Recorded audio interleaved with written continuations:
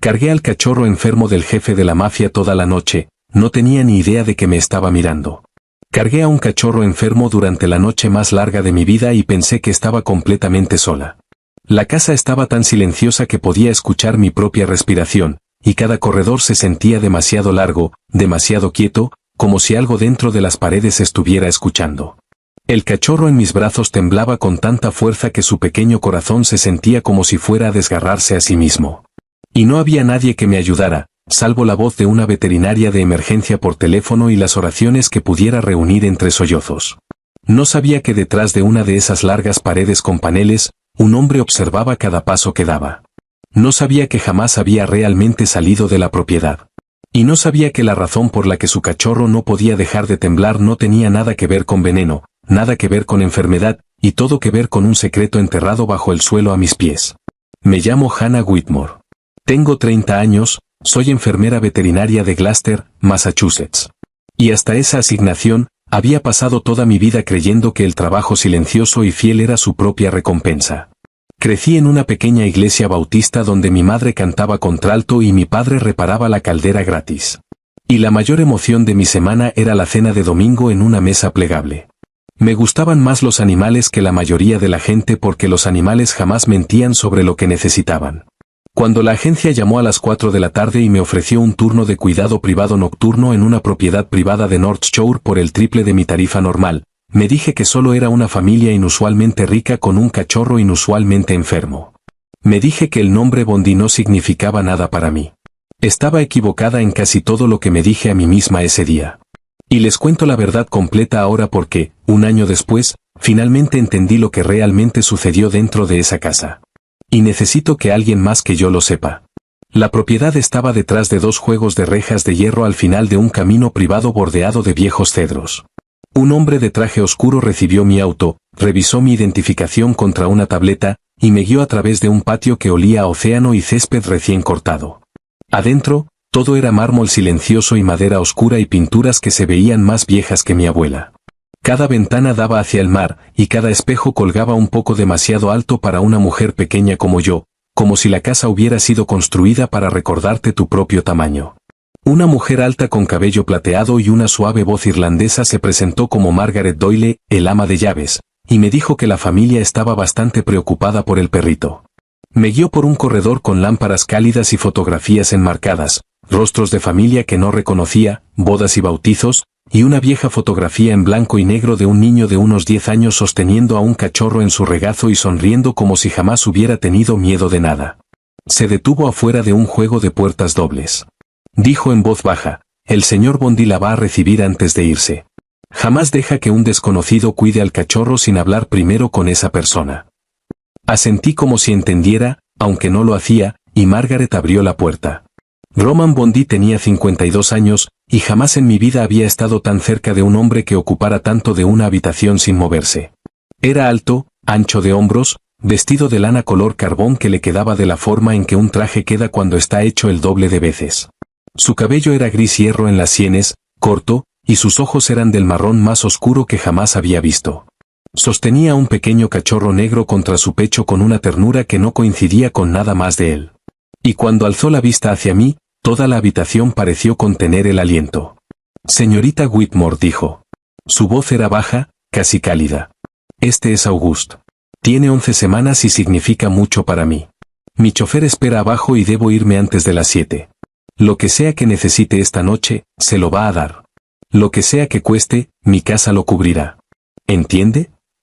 Dije, sí, señor. Y no confié en mí misma para nada más largo. Él colocó a August en mis brazos con tanto cuidado como un hombre entregando a un recién nacido. Luego se fue. Las puertas se cerraron y escuché el rumor bajo de un convoy alejándose del frente de la casa. Durante la primera hora, August estuvo bien. Se acurrucó en el hueco de mi codo y durmió mientras yo revisaba sus signos vitales en la pequeña mesa de cocina que Margaret había preparado para mí. Su temperatura era normal. Sus encías estaban rosadas. Su respiración era fácil. Comencé a pensar que esta sería una noche aburrida y bien pagada, y me sentí un poco culpable por sentir alivio. Incluso saqué mi pequeña libreta, la que llevaba en cada turno, y escribí una sola línea pulcra en la parte superior de una página nueva. Propiedad Bondi, noche 1, cachorro estable. Subrayé la palabra estable 2 veces, de la forma en que mi madre solía subrayar palabras en su Biblia cuando quería que Dios las notara. Entonces, a las 8:42, despertó como si alguien le hubiera gritado en el oído. Se salió de mi regazo de un salto, corrió 3 pasos temblorosos hacia el corredor oeste, y se detuvo en seco. Todo su cuerpo pequeño comenzó a temblar. La saliva se acumuló en el mármol bajo su boca. No me miraba. No miraba nada. Miraba fijamente a una pared como si la pared misma estuviera gritando. Caí de rodillas y lo reuní contra mí. Su latido cardíaco era tan rápido que apenas podía contarlo. Llamé a la línea veterinaria de emergencia que la propiedad me había dado y una mujer calmada llamada doctora Rebecca Sloan contestó al segundo tono. Le describí lo que veía. Me hizo 20 preguntas rápidas sobre olores, comidas, plantas, productos de limpieza, químicos, cualquier cosa a la que pudiera haber accedido. Me dijo que lo alejara de donde había colapsado por primera vez y que lo mantuviera cálido, hidratado con jeringa, y monitoreado por teléfono hasta que pudiera llegar a la propiedad. Dijo, no dejes que nadie lo encierre solo en una jaula. Una angustia tan severa en un cachorro puede volverse fatal en una hora. Le dije que entendía. No le dije que en ese preciso momento, 2 hombres grandes del equipo de seguridad de la propiedad estaban parados en la puerta diciéndome que hiciera lo contrario. El más alto dijo que el cachorro necesitaba ir a la sala de la perrera solo hasta que llegara la doctora Sloan. Dijo que esas eran las reglas fijas de la casa. Dijo que al señor Bondi no le gustaba que la gente vagara por los pasillos de noche. Me puse de pie con August presionado contra mi hombro y escuché mi propia voz salir más firme de lo que me sentía. Dije, soy la profesional médica en esta casa esta noche. La doctora Sloan está al teléfono. Dice que se queda conmigo y se queda en movimiento. Si lo quieren en una jaula solo, pueden llamarle al señor Bondi y decirle que anularon a su veterinaria. Yo espero. Los 2 hombres se miraron, la mandíbula del más alto se tensó. Luego retrocedió al pasillo, y ninguno de los 2 volvió a decirme una palabra en toda la noche. No sabía en ese momento qué tan extraño era eso. No sabía que en una casa como esa, no se suponía que una mujer como yo ganara una discusión con nadie. Cargué a August durante las siguientes 8 horas. No quiero decir que lo cargué la mayor parte del tiempo.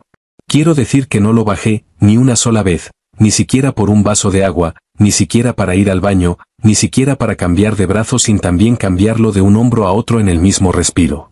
Caminé con él despacio por la cocina, por el cuarto de sol en la larga galería trasera porque la doctora Sloan dijo que el movimiento suave ayudaría a que su sistema nervioso se reiniciara. Canté en voz baja, mayormente himnos que mi madre me enseñó, porque él parecía respirar más fácilmente cuando lo hacía. Mis brazos comenzaron a arder alrededor de la segunda hora. Lo cambié cuidadosamente. Del lado derecho al izquierdo, del izquierdo al derecho, una y otra vez. De la forma en que cargas a un bebé con cólicos cuando eres nueva en la maternidad y todavía piensas que el amor se mide en cuánto tiempo puedes seguir aguantando. Alrededor de las 10, Margaret me trajo una taza de té y una manta doblada y dijo con una voz como si estuviera confesando algo, el último perro en esta casa, el mío, tampoco quería entrar a esa ala oeste. Murió hace 3 inviernos y jamás cruzó ese umbral. Siempre pensé que era vejez. Tal vez era otra cosa. Le pregunté qué quería decir y solo me dio una palmada en el hombro y dijo, cuídalo bien, querida. Ese bebé es lo más cercano a un alma que tiene esta casa. La observé caminar de vuelta por ese largo pasillo. Y entendí, sin que nadie me lo dijera, que había estado esperando años para decirle esas palabras a alguien que no las repetiría al oído equivocado. A las 11, August tuvo un segundo ataque.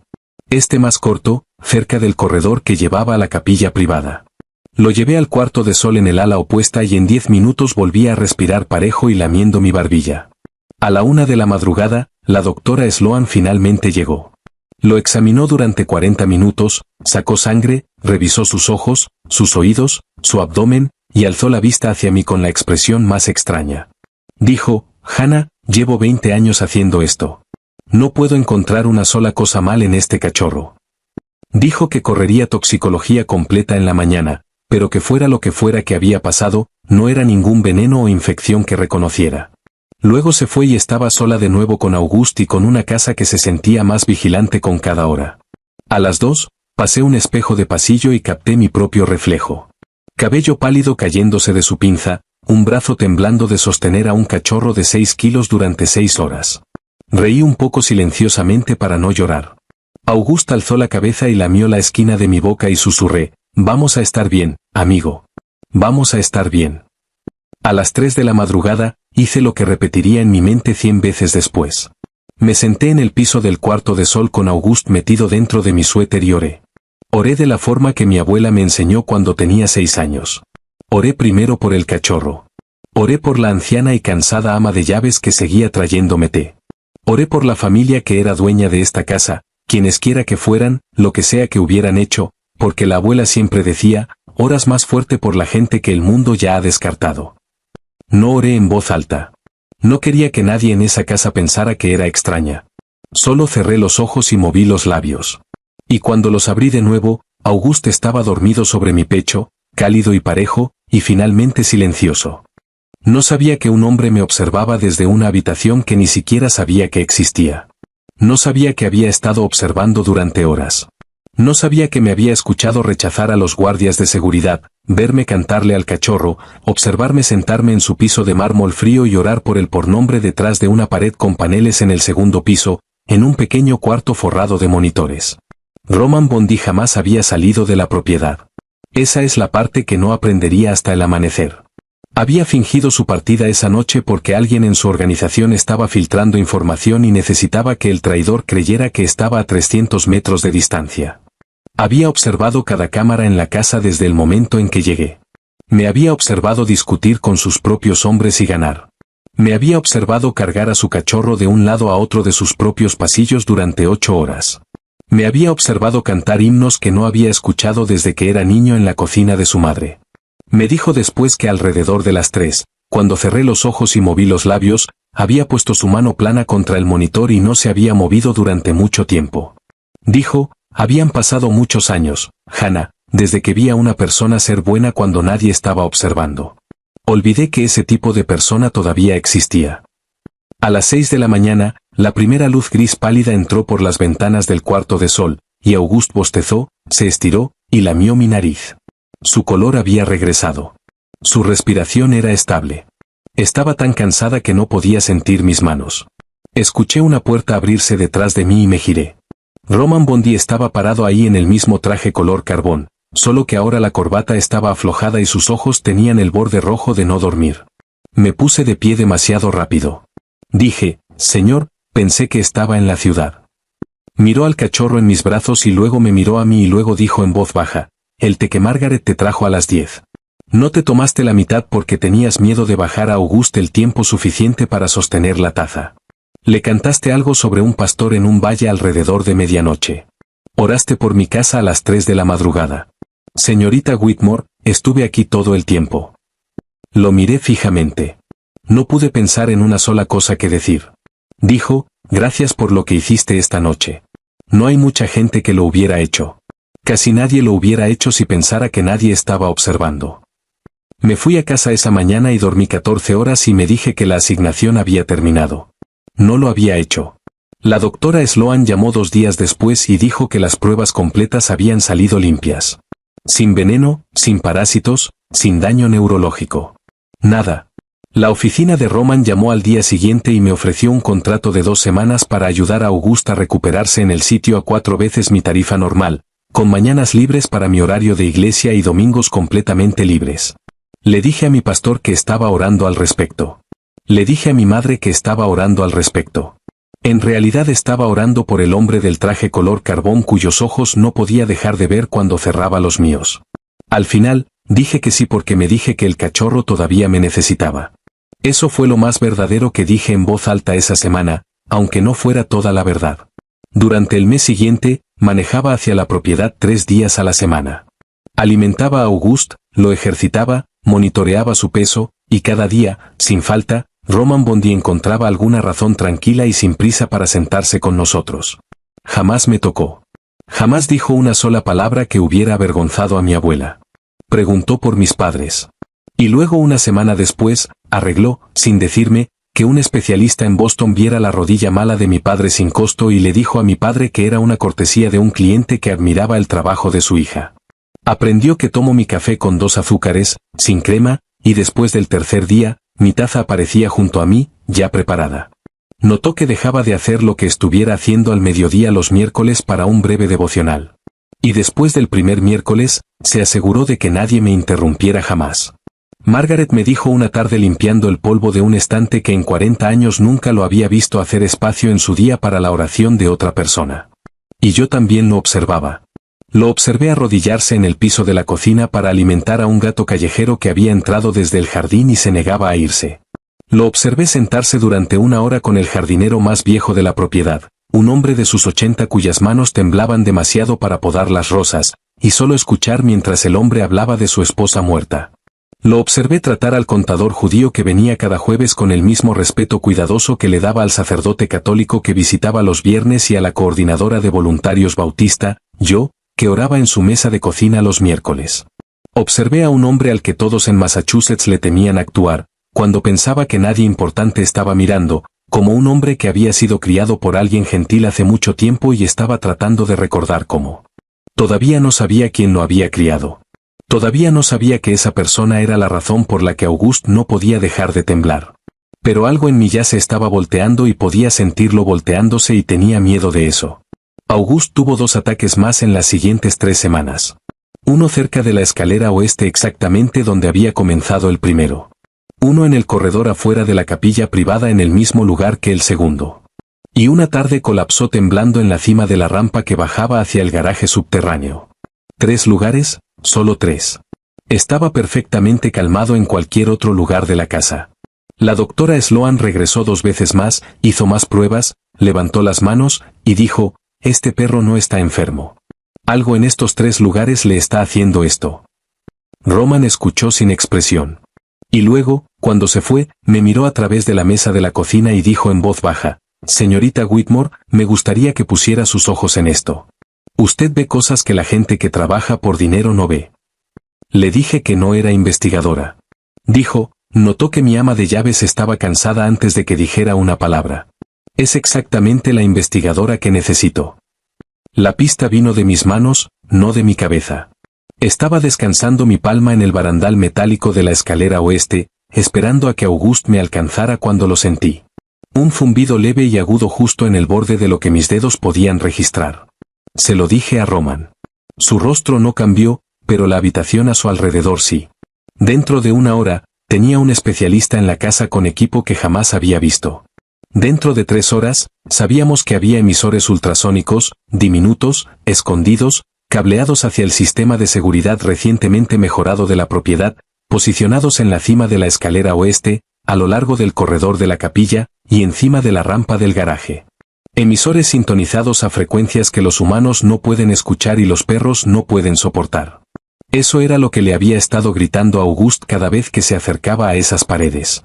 Ese era el ruido dentro del ruido. Roman sostuvo uno de los pequeños dispositivos en su palma durante un largo momento. Luego dijo suavemente en un idioma que no conocía. Algo que sonaba como una oración o una maldición o ambas. La siguiente pregunta era, ¿quién los puso ahí? La respuesta obvia era el contratista de seguridad que había hecho la mejora del año anterior, un hombre llamado Salperi. Y los hombres de Roman fueron enviados a traerlo. Regresaron 6 horas después con la noticia de que Salperi había sido encontrado en su propio garaje esa mañana, colgando de una viga con una nota de suicidio en la que nadie de su familia creía. Roman no gritó. No arrojó nada. Se paró junto a la ventana de su biblioteca con las manos entrelazadas detrás de la espalda, y observé una quietud asentarse sobre el que me asustó más de lo que un grito lo habría hecho. Dijo sin voltearse, alguien más viejo que Salperi sabía sobre mis paredes. Dijo, alguien que conocía esta casa antes de que yo fuera dueño de ella. No entendí lo que quería decir. Pronto lo entendería. Primero, Roman hizo que uno de sus hombres más viejos sacara los planos arquitectónicos originales de la propiedad. Los de antes de las últimas 3 renovaciones, los de cuando la casa fue construida por primera vez en 1919. Y ahí, impresos en tinta desvaída sobre papel quebradizo, había un juego de pasajes de servicio que jamás había escuchado mencionar. Túneles. Túneles de la era de la ley seca, cavados cuando la costa al norte de Boston estaba llena de contrabandistas de ron, y la familia que construyó esta casa había hecho su primera fortuna con whisky canadiense. Los 3 emisores no estaban dispersos al azar. Formaban un perímetro alrededor de 3 puntos de acceso sellados hacia esa red de túneles. Alguien había estado entrando a la casa a través de esos túneles. Alguien había instalado los emisores no para lastimar al cachorro, sino para mantener al cachorro, cuya nariz era mejor que la de cualquier humano, lejos de las paredes por donde entraban. Auguste jamás fue el objetivo. Auguste era el testigo. Era lo único en la casa cuyos sentidos el intruso no podía engañar. Así que el intruso había elegido torturarlo en lugar de silenciarlo porque un cachorro muerto habría traído a Roman de vuelta a casa más rápido que uno nervioso. El rostro de Víctor cambió. Luego su mano se movió hacia su abrigo, y uno de los hombres de Roman salió de las sombras detrás del altar y sacó la pequeña pistola de ese abrigo sin una sola palabra dramática. Roman dijo, no te voy a matar, Víctor. No te voy a lastimar. Te voy a quitar lo único que siempre has querido, que es sentirte necesario. Vas a vivir tus años en la casita en la costa. Vas a tener tus libros y tu jardín y tu sacerdote. No vas a tener teléfonos. No vas a tener visitantes de la vieja vida. Vas a morir un anciano privado. Y vas a morir sabiendo que terminé mi vida sin ti. Dijo que Víctor lloró entonces. Dijo que no sabía si lloraba por sí mismo o por Roman o por la versión de los dos que jamás había realmente existido. Roman salió de la capilla, subió el túnel, entró a la luz del día de su propio patio y no miró hacia atrás. Entró a la cocina donde yo esperaba con Auguste y se sentó frente a mí y puso su rostro en sus manos. No lloró. Solo respiró adentro y afuera durante mucho tiempo. El reloj de la cocina seguía haciendo tic-tac sobre la estufa, y afuera de la ventana el viento salado movía los pinos de la forma en que los había movido durante 100 años. Y entendí que algunos duelos son silenciosos de la forma en que las piedras son silenciosas. Entonces alzó la vista hacia mí y dijo, Hannah, quiero que te quedes. Quiero que te quedes en esta casa. Quiero construir una vida a tu alrededor. Mi corazón hizo lo que los corazones hacen ante esa frase. Y luego mi corazón hizo lo más difícil, que fue seguir diciendo la verdad. Dije, Roman, te amo. Quiero que me escuches decir eso porque es verdad y no me voy a retractar, pero no puedo construir mi vida dentro de tu vida. No porque tú seas católico y yo bautista. Esa no es la razón y jamás iba a ser la razón. Es porque no puedo poner a Dios primero en mi día y luego irme a dormir en una casa cuyas paredes están sostenidas por cosas que lastiman a la gente. Preferiría amarte desde la distancia y seguir siendo quien soy que quedarme aquí y perder a la mujer que dices amar. Él no discutió conmigo. No me ofreció dinero. No me prometió nada de lo que todavía no estuviera seguro de poder cumplir. Solo se puso de pie lentamente y dijo, entonces deberías ir a casa, Hannah. Ve a casa mientras todavía tengo el valor de dejarte ir. Auguste estaba en mi regazo cuando me puse de pie. Lo bajé al piso de la cocina y me siguió todo el camino hasta la puerta principal en sus piernitas cortas y tuve que arrodillarme y presionar mi frente contra la suya y decirle que se quedara. No sé si entendió. Sé que yo apenas entendía. Manejé a casa esa noche y lloré en el camino de la costa y le dije a mi madre cuando llegué a casa que había terminado algo que jamás realmente había comenzado. Me abrazó de la forma en que solía abrazarme cuando era pequeña y no hizo preguntas. Mi pastor tampoco hizo preguntas. Mi iglesia hizo lo que mi iglesia siempre hace. Me hizo espacio y no presionó. Regresé a mis viejos turnos, mi viejo apartamento, mis viejas rutinas, la pequeña cocina con la ventana que se atoraba. La camioneta de la iglesia los domingos por la mañana, el galgo retirado de la calle Cuarta cuya dueña apenas podía pagar su medicina. Me dije que estaba sanando. Algunos días incluso lo creía. Otros días me descubría parada en un semáforo pensando en la forma en que Roman me había mirado a través de una mesa de cocina la mañana que descubrió quién era realmente Víctor y tenía que respirar muy despacio hasta que cambiaba la luz. Pasó casi un año completo. No llamé a Roman. Roman no me llamó. Escuché una vez de una amiga que la organización Bondi se había quedado silenciosa de una forma que jamás lo había estado. Que algunos hombres se habían retirado. Que ciertos negocios habían cerrado. Que ciertas propiedades habían cambiado de manos. Que algunas de las familias más viejas a lo largo de la costa hablaban de eso en voces cuidadosas y desconcertadas. Me dije que nada de eso era mi asunto, y mayormente lo decía en serio. El siguiente verano, mi iglesia se unió a una coalición con 2 parroquias católicas y una pequeña congregación judía para ser voluntarios en un nuevo centro comunitario que acababa de abrir en un viejo distrito de bodegas al norte de Boston. Era uno de esos lugares de los que escuchas y piensas, exactamente eso es lo que este pueblo ha necesitado durante 30 años. La mitad era un centro diurno para personas mayores con un programa de almuerzo caliente y una enfermera de personal y un cuarto donde ancianos jugaban ajedrez por las tardes. La otra mitad era una clínica veterinaria de bajo costo para gente de ingresos fijos que de otro modo no podría pagar cuidado para sus mascotas. Nuestro primer sábado ahí, entré por la entrada lateral cargando una caja de correas donadas y me detuve en medio del pasillo porque había un cané corso negro muy grande y muy calmado sentado en el mostrador de recepción con la cabeza sobre la rodilla de la recepcionista y lo hubiera reconocido en cualquier lugar. Alzó la cabeza. Me miró y ese enorme perro se levantó de detrás de ese mostrador y caminó por el piso de linóleo y presionó su frente contra mis rodillas exactamente de la forma en que lo había hecho la última vez que lo vi, cuando pesaba 6 kilos y yo estaba saliendo de su casa. Roman estaba en la puerta trasera con un simple suéter gris y jeans oscuros, mangas subidas, sosteniendo un trapeador. Se veía mayor. Se veía más ligero. Me miró de la forma en que un hombre mira algo con lo que había hecho las paces, sin jamás volverlo a ver. No corrió hacia mí. No dio un discurso. Solo recargó el trapeador contra la pared, se limpió las manos en sus jeans, y dijo, «Hannah, bienvenida». Después, en una banca afuera con Auguste entre nosotros y el olor del océano subiendo por la calle, me contó tranquilamente lo que había hecho durante el año en que estuve lejos. Había dejado la organización, no en papel, no por espectáculo. En realidad la había dejado pieza por pieza, negocio por negocio, de la misma forma paciente en que había desmantelado a Víctor. Había regresado a Massachusetts. Había ido a confesión por primera vez en 20 años.